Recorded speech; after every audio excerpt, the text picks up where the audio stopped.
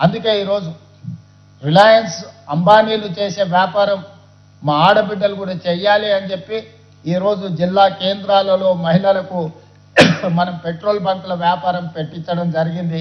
ఇప్పుడు దాదాపుగా 4 లక్షల నుంచి 5 లక్షలు ప్రతి నెల సంపాదించుకుంటున్నారు. ప్రతి జిల్లా కేంద్రంలో వీలైనంత మేరకు పెట్రోల్ బంకులకు స్థలాలు కేటాయించి ఆడబిడ్డలతో పెట్రోల్ బంకుల వ్యాపారం చేయించాలని రాష్ట్ర స్థాయిలో కూడా ఈరోజు మనం వీటిని విస్తరించి వీళ్ళందరినీ కూడా మనం ప్రోత్సహించాలని ఈరోజు నిర్ణయం తీసుకున్నాం. అదేవిధంగా ఈరోజు కొంతమంది ఆడబిడ్డలను వాళ్ళకి బ్యాంక్ లోన్ లింకేజ్ ఇవ్వడమే కాకుండా బిజినెస్లలో రాణించే విధంగా ఈ నెల 29 నాడు ఇంక్యుబేటర్ ప్రోగ్రామ్ని కూడా తీసుకొని బ్యాంక్ లోన్స్ వాళ్ళకి కావాల్సిన బిజినెస్లను వాళ్ళను కోటీశ్వరులను చేయడానికి అవసరమైన అన్ని రకాల కార్యక్రమాలను వి హబ్ నుంచి ఈరోజు మీ ముందు పెట్టి ఈ కార్యక్రమాన్ని మనం ముందుకు తీసుకువెళ్తున్నాం.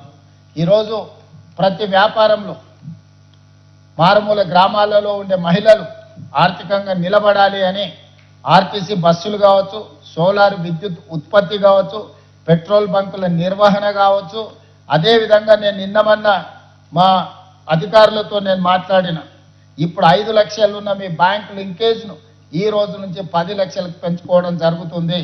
ఇప్పటి వరకు రాష్ట్ర ప్రభుత్వం మీకు 60,000 కోట్ల రూపాయలు 60,472 కోట్ల రూపాయలను ఇప్పటికి మీకు బ్యాంకు లింకేజీలు ఇవ్వడం జరిగింది. అదేవిధంగా బట్టి విక్రమార్క గారు ఇప్పటి వరకు మీకు జీరో వడ్డీ కోసం 1,397 కోట్ల రూపాయలను ఇప్పటికి బ్యాంకులకు చెల్లించడం జరిగింది. నిర్మల్ జిల్లా నాకు తెలిసి 100% జీరో. ఈరోజు నిర్మల్ మొట్టమొదటి జిల్లా మొదటి స్థానంలో ఉంది. నిర్మల్ జిల్లా మహిళా సంఘాలను నేను మనస్ఫూర్తిగా అభినందిస్తున్నా. మీరు నిజంగా పెద్ద పెద్ద కంపెనీల వాళ్ళు బ్యాంకులలో అప్పులు తెచ్చి బ్యాంకులను ముంచి ఈ దేశాన్ని వదిలి పారిపోతున్నారు.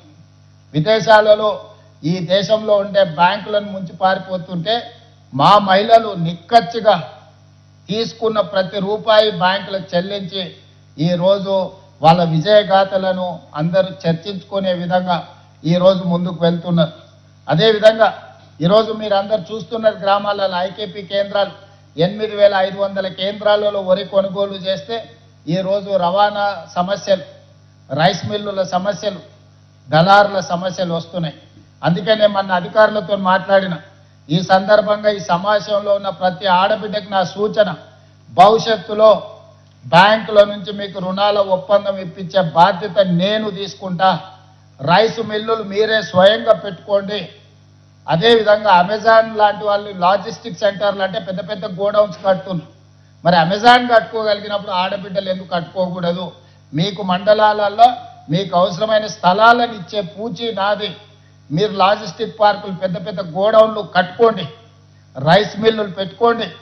ఈ వరి మొత్తం మీ దగ్గరనే తీసుకొచ్చే విధంగా రైతులు అక్కడికే తీసుకొచ్చి అక్కడనే ఇచ్చి చిన్న చిన్నవి కాకుండా 20 ఎకరాలు, 30 ఎకరాలు, 50 అవసరమైతే 100 ఎకరాల వరకైనా మంచి లాజిస్టిక్స్ పార్క్స్ మీరు సిద్ధం చేసుకోండి. రెవెన్యూ మంత్రి గారు కూడా ఈ సమావేశంలోనే ఉన్నారు. ఎక్కడైనా భూములు, ప్రభుత్వ భూములు ఉన్నా, రోడ్డు దారి ఉంటే చాలు, ఊరికి కొంచెం దూరంగా ఉన్నా ఈరోజు రైస్ మిల్లులు పెట్టుకోవడానికి, గోడౌన్లు కట్టుకోవడానికి ఈరోజు మిల్లులకు మనము వేల మెట్రిక్ టన్నులు ఈరోజు మనము వడ్లిస్తే వాళ్ళు అమ్మేసుకొని మనకు అసలు వెనక్కి చెల్లించడం లేదు. ఈరోజు 1,000 కోట్ల రూపాయలు ఈరోజు దళారులు, మిల్లర్లు కొంతమంది ప్రభుత్వాలను మోసం చేస్తున్నారు. అదే మన ఆడబిడ్డలకు ఇస్తే ప్రతి గింజకు జవాబుదారీతనంగా మన ఆడబిడ్డలు ఉంటారు. కాబట్టి భవిష్యత్తులో ఏ మిల్లులో కూడా మన బియ్యం, మన వడ్లు తీసుకెళ్ళి వాళ్ళ గోడౌన్ల స్టాక్ పెట్టేదే లేదు. ప్రతి మండలంలో లాజిస్టిక్ పార్క్స్ పెద్ద పెద్ద గోడౌన్లు కట్టి మహిళల దగ్గరనే భద్రపరుస్తాం. మహిళల దగ్గర నుంచే మిల్లర్లు వడ్లు తీసుకెళ్ళాలి, మళ్ళీ బియ్యం చేసి తీసుకొచ్చి అక్కడ అప్పగించే విధంగా ప్రణాళికలు, కార్యాచరణ మనం సిద్ధం చేస్తున్నాం. ఈ దానికి కూడా మా సంఘాలను, జిల్లా కలెక్టర్లందరికీ నేను ఈ సందర్భంగా ఆదేశాలు ఇస్తున్నా. ప్రతి మండలంలో 2 నుంచి 4 వరకు ఇట్లాంటి ప్రాంతాలను ఎతికి భూసేకరణతో పాటు ప్రతిపాదనలు, అదేవిధంగా అక్కడ లాజిస్టిక్స్ అంటే గోడౌన్స్ కట్టడానికి, మిల్లులు పెట్టుకోవడానికి ఏ విధమైన ప్రాజెక్ట్ రిపోర్ట్స్ అవసరమో సంఘాలతో కూర్చొని కన్సల్టెంట్స్ పెట్టి ప్రతిపాదనని ప్రభుత్వానికి పంపించండి. తక్షణమే వాటిని మంజూరు చేసే బాధ్యత రాష్ట్ర ప్రభుత్వం తీసుకుంటుంది.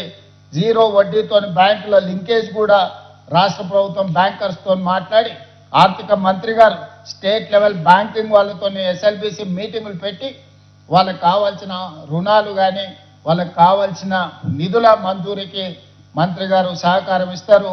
ఆ పైన ఏదైనా అవసరం ఉన్నప్పుడు నేను కూడా పూర్తి స్థాయిలో ఇందులో పాల్గొంటాను. ఇదే కాకుండా ఈరోజు మనం సూపర్ బజార్లు చూస్తున్నాం. ఒక దగ్గర పోతే బిగ్ బజార్ కనిపిస్తుంది, ఇంకొక దగ్గర పోతే డీమార్ట్ కనిపిస్తుంది, ఇంకొక దగ్గర పోతే ఇంకేదో పెద్ద కంపెనీలు చైన్ సూపర్ బజార్లు వస్తున్నాయి. అందుకే నేను మా ఆడబిడ్డలకు సూచన చేస్తున్నా, కొనుగోలు చేసేదే మీరు, సూపర్ బజార్లకు వెళ్ళి వస్తువులు కొనుక్కుంటున్నదే మీరు. మీరే 67 లక్షల సైన్యం ఉన్నారు, అంటే 67 లక్షల కుటుంబాలు మీరు కొనుక్కుంటేనే ఆ సూపర్ బజార్లు ఈరోజు వ్యాపారం చేసుకుంటున్నాయి. అందుకే మహిళా శక్తి సూపర్ బజార్ మీరు ఒక కార్పొరేట్ విధానాన్ని చేసుకోండి. మిత్రులు ఎన్ఎం శ్రీనివాస్ రెడ్డి గారు నాకు ఈ సూచన చేసిండ్రు, నాకు బాగా నచ్చింది. రాష్ట్ర ప్రభుత్వం నుంచి కొంత కార్పస్ ఫండ్ ఇస్తాం, మా తరఫున కూడా కొంత పెట్టుబడి పెడతాం. మీరు కూడా దీన్ని ఒక కార్పొరేట్ స్ట్రక్చర్ డిజైన్ చేసుకొని షేర్స్ క్రియేట్ చేయండి. ప్రతి మహిళ ఒక 5,000 ఒక 10,000 ఇందులో పెట్టుబడి పెట్టి భాగస్వాములు అయితే రాష్ట్ర నలుమూలల మహిళా శక్తి సూపర్ బజార్లు వస్తాయి. అప్పుడు వందల వేల కోట్ల రూపాయల వ్యాపారం మీరే చేసుకోవచ్చు, మీ లాభాలు మీరే తీసుకోవచ్చు. ప్రజలు ఏమి కొనుక్కోవాలనుకున్నా నిత్యావసర వస్తువులు కానీ అత్యవసర వస్తువులు కానీ తిను బండారాలు కానీ ఇతర ఏమి కావాలన్నా మంచి నూనె, ఉప్పు, పప్పు, బెల్లం, చింతపండు ఏమి కావాలన్నా ఒక నాణ్యమైన వస్తువును కొనాలంటే మహిళా శక్తి సూపర్ బజార్లోనే కొనుక్కోవాలనే విధంగా మీరు బ్రాండ్ను ప్రమోట్ చేసుకోండి.